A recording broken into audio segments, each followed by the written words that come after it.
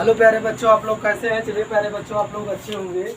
तो प्यारे बच्चों, इससे पहले आप लोगों को जो वीडियो प्रोवाइड किया गया था वो वीडियो नंबर आपका 38 था, जिसमें आपको यही बताया गया था संधारित्र की धारिता।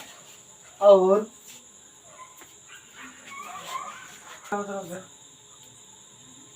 तो मैं यही बताया, आज वीडियो नंबर आपको 39 प्रोवाइड किया जाएगा।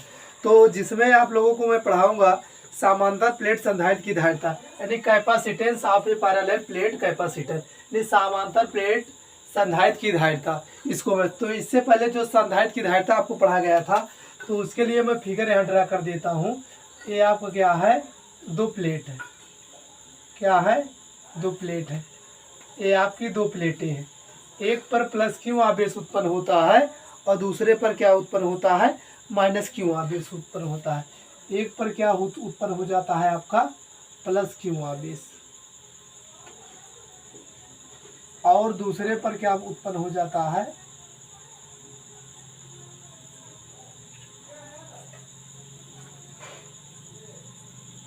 इस पे प्लस क्यू आवेश उत्पन्न हो जाएगा और दूसरे पे क्या उत्पन्न हो जाता है,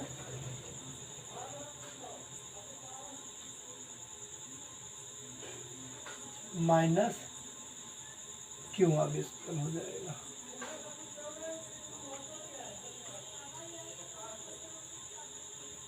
ये क्या हो जाएगा, इस पे प्लस क्यू आवेश उत्पन्न हो जाता है, इस पे क्या उत्पन्न हो जाएगा, प्लस क्यू आवेश। और दोनों प्लेटों के बीच का विभवांतर क्या हो जाएगा, दोनों प्लेटों के बीच की जो दूरी होगी वो आपकी क्या हो जाएगी, डी हो जाएगी। दोनों प्लेटों के बीच की दूरी क्या हो जाएगी, डी हो जाएगी। और इसको हम मान लेंगे प्लेट एक्स, इसको हम क्या मान लेंगे, प्लेट वाई। अब प्लेट एक्स को किसी परिपथ से जोड़ देते हैं और प्लेट वाई को हम किससे जोड़ देंगे, अर्थ यानी पृथ्वी से जोड़ देते हैं। प्लेट वाई को हम किससे जोड़ देंगे, पृथ्वी से जोड़ देते हैं। तो आपको यहाँ ये बताया गया, प्लेट वाई को हम किससे जोड़ देते हैं, पृथ्वी से जोड़ देते हैं। अब पृथ्वी मतलब अर्थ, अर्थ माने मतलब जमीन, इसको हम किससे जोड़ देंगे, पृथ्वी से जोड़ देंगे। तो इस पर जो आवेश उत्पन्न होगा वही मुझे क्या करना है, काउंट करना है, मुझे वही काउंट करना है। तो चलिए हम लिखते हैं, अब इस पे लिखते हैं कि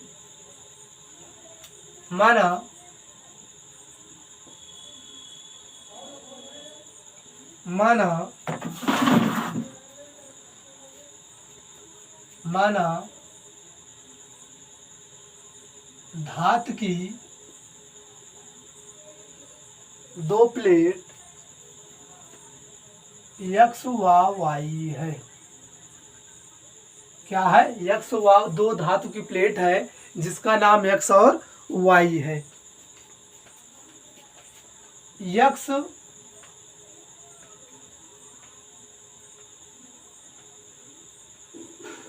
प्लेट को किसी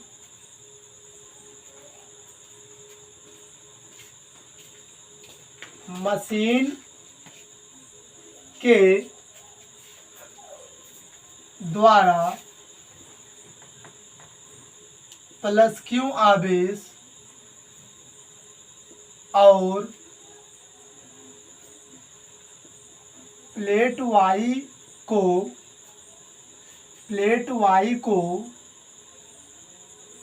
देखिए, एक्स प्लेट को मशीन द्वारा प्लस क्यू आवेश और प्लेट वाई को पृथ्वी से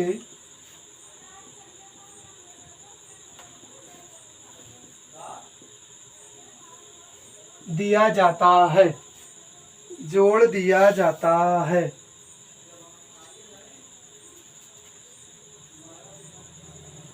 जिनका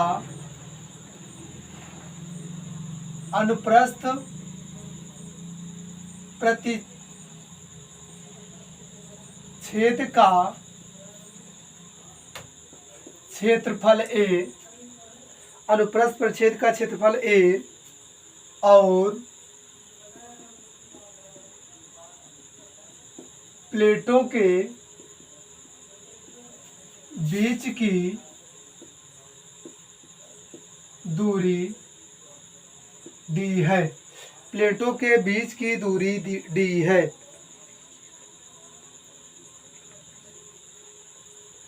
और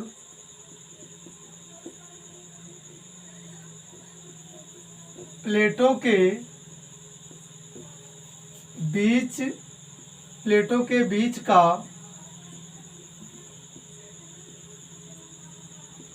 परावैद्युत माध्यम का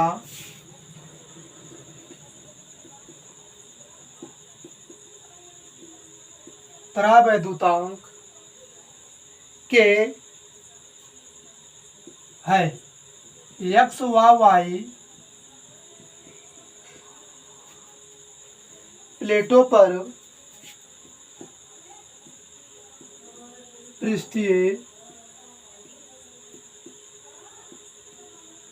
आवेश घनत्व सिग्मा व माइनस सिग्मा है, प्लस सिग्मा व माइनस सिग्मा है। तब प्लेटों के बीच वैद्युत क्षेत्र की तीव्रता E बराबर सिग्मा अपान K एप्सिलॉन 0, समीकरण नंबर 1 आ जाएगा। सिग्मा अपान K एप्सिलॉन 0। देखिए मैंने क्या क्या लिखा उसको आपके फिगर में दर्शाया गया है। मैंने ये लिखा, माना धातु की दो प्लेट x और y है, दो धातु की प्लेटें हैं x और y है। प्लेट x को किसी मशीन के द्वारा प्लस Q आवेश दिया जाता है और प्लेट y को पृथ्वी से जोड़ दिया जाता है, और इनके प्लेटों के बीच x और y प्लेटों के बीच की दूरी क्या है, d है। देखिए प्लेटों के बीच की दूरी d है और जिनका अनुप्रस्थ क्षेत्रफल क्या है, a है, और इन प्लेटों के बीच का जो अनुप्रस्थ क्षेत्रफल क्या हो जाएगा, a हो जाएगा। और प्लेटों के बीच परावैद्युत माध्यम का परावैद्युतांक K है। x और y प्लेटों पर पृष्ठीय आवेश घनत्व सिग्मा, यानी प्लेट x और y पर पृष्ठीय आवेश घनत्व प्लस सिग्मा व माइनस सिग्मा है, प्लस सिग्मा व माइनस सिग्मा है।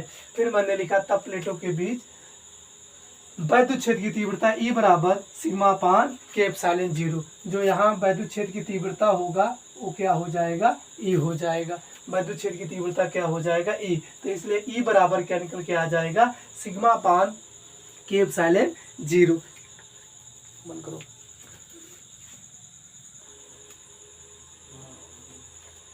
तो E बराबर सिग्मा अपान K एप्सिलॉन 0। तो उसके बाद फिर लिखेंगे हम प्लेटों के बीच पृष्ठीय आवेश घनत्व sigma equal to Q upon A। देखिए जो आवेश का पृष्ठीय घनत्व होता है उस सिग्मा बराबर क्या होता है, Q बाई A। अब यहाँ से देखिए, यहाँ से अब हम यही लिखेंगे कि Q अपान क्या हो जाएगा, A हो जाएगा। Q अपान क्या हो जाएगा, A हो जाएगा। तो अब हम लिखेंगे समीकरण 1 में सिग्मा का मान रखने पर, इस सिग्मा का मान हम उठा के यहाँ रखेंगे तो वैद्युत क्षेत्र की जो तीव्रता आएगी, वैद्युत क्षेत्र की तीव्रता E बराबर आ जाएगा Q upon K epsilon 0 A। Q upon epsilon 0 A, Q upon epsilon 0 A। इस क्या हो जाएगा, समीकरण नंबर 2 हो जाएगा। समीकरण नंबर क्या हो जाएगा, 2 हो जाएगा। अब उसके बाद फिर लिखेंगे कि यदि प्लेटों के बीच उत्पन्न विभवांतर भी वोल्ट तथा दूरी दी हो तो तब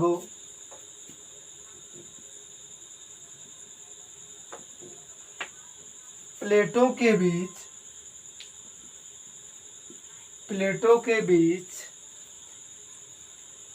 वैद्युत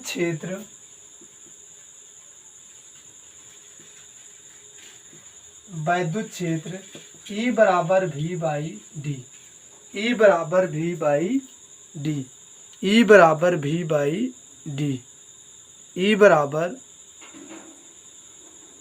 V बाई डी, E बराबर क्या आ जाएगा? V बाई डी आ जाएगा। तो ए आपका समीकरण नंबर क्या हो जाएगा? अब इसको देखिए, इसको मैं इधर सॉल्व कर दे रहा हूं। यहाँ से E बराबर निकल के आया, V बाई डी निकल के आया। अब इसको जब क्रॉस मल्टीप्लाई मैं करूंगा तो V बराबर क्या निकल के आ जाएगा? E D. समीकरण नंबर क्या हो जाएगा? 3 हो जाएगा। क्या आ जाएगा? V बराबर ई डी। समीकरण नंबर क्या हो जाएगा? 3 आ जाएगा। इससे पहले समीकरण 1, 2 और 3 आ गया। अब हम सीधा लिखेंगे समीकरण, अब इसको हम हटा देंगे, ऊपर से लिखेंगे समीकरण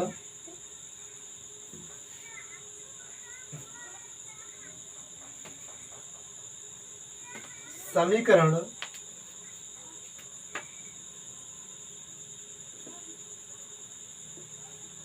3 में E का मान रखने पर, E का मान रखने पर तो यहाँ से आ जाएगा V बराबर E। E की वैल्यू क्या आ जाएगी? Q upon K epsilon 0 A into D, into क्या आ जाएगा? डी आ जाएगा। ये समीकरण नंबर आपका क्या बन जाएगा?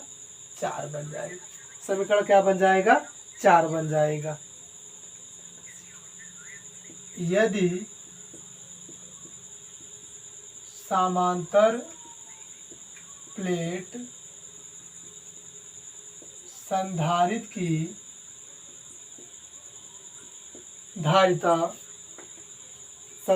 धारिता C बराबर क्या हो जाएगा? Q बाई भी।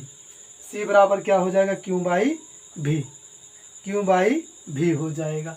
अब इसमें आप क्या बना देंगे? इसको समीकरण नंबर 5। अब लिखेंगे समीकरण 5 में समीकरण 4 से V का मान रखने पर, अब इस समीकरण में V का समीकरण 4 से मान रख देंगे तो संधारित्र की धारिता C बराबर Q upon Q D upon K epsilon 0 A आ जाएगा। तो Q से Q कैंसिल हो जाएगा, ये पलट के कहाँ चला जाएगा? ऊपर चला जाएगा। K एप्सिलॉन 0 A बाई क्या हो जाएगा? D। और C बराबर आ जाएगा आपका कि K epsilon 0 A by D आ जाएगा। इसको आप लोग क्या कहेंगे? फैरेड कहेंगे, क्योंकि C का जो मात्रक होता है फैरेड होता है। आप लोगों को आगे बता दिया गया है, C का जो मात्रक होता है फैरेड होता है। तो यहाँ से लिखेंगे कि जो C होगा, इसका मात्रक क्या हो जाएगा? फैरेड हो जाएगा। C होगा किसके अनुक्रमानुपाती? क्षेत्रफल के अनुक्रमानुपाती। C होगा D के व्युत्क्रमानुपाती होता है। देखिए, जो संधारित्र की धारिता होती है, प्लेटों के बीच जो क्षेत्रफल होता है उसके अनुक्रमानुपाती होता है। और संधारित्र की धारिता जो होगा वो दूरी के व्युत्क्रमानुपाती होता है। दूरी D के क्या हो जाता है? व्युत्क्रमानुपाती होता है। अब ये आपका क्या बन जाएगा? अब यदि लिखेंगे अब इसके बाद लिखेंगे यदि निर्वात या Y के लिए संधारित्र की धारिता, इनको हटा दिया जाए, संधारित्र की धारिता C0 बराबर, तो अब देखिए जब निर्वात लिया जाता है तो के की वैल्यू क्या हो जाता है 1, तो एप्सिलॉन 0 a बाई डी समीकरण नंबर क्या हो जाएगा 7, इसको आप बना देंगे 6। तो अब सीधा लिखेंगे कि समीकरण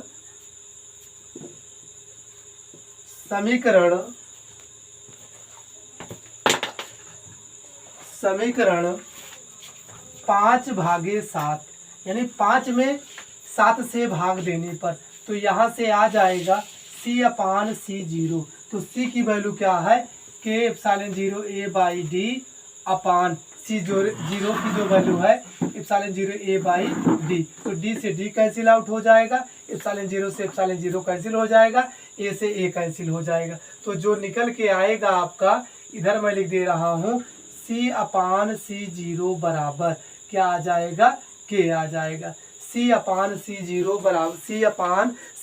बराबर क्या निकल के आ जाएगा, K आ जाएगा। तो अब K आपका क्या है, किसी परावैद्युत माध्यम का परावैद्युतांक है, किसी परावैद्युत माध्यम का ये परावैद्युतांक है। तो अब एक लाइन लिख लेंगे आप, किसी परावैद्युत माध्यम का परावैद्युतांक के, देखिए मैं इसको लिख दे रहा हूँ, किसी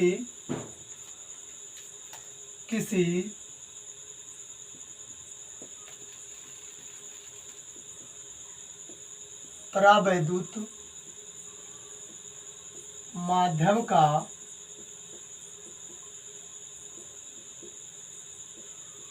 परावैद्युतांक के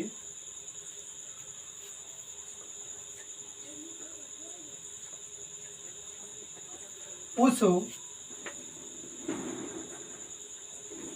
माध्यम से युक्त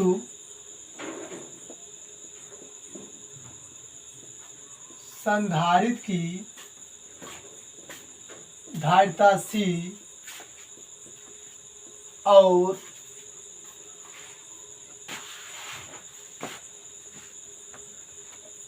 और उसी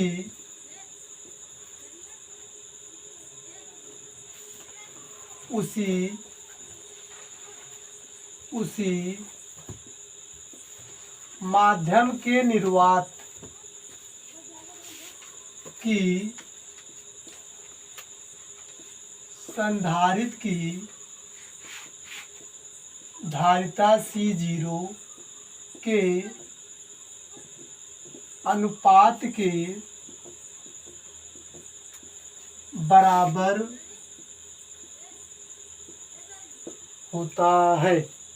क्या हो जाता है, बराबर होता है। देखिए जो के निकल के आया आपका, के क्या है, किसी परावैद्युत माध्यम का परावैद्युतांक के उस माध्यम से युक्त माने बना, उस माध्यम से बना संधारित्र की धारिता C और उसी माध्यम के निर्वात की संधारित्र की धारिता C0 के का अनुपात के क्या हो जाता है, बराबर होता है। यानी के जो होता है वो C/C0 के क्या हो जाता है, बराबर हो जाता है। क्या हो जाता है, बराबर हो जाता है।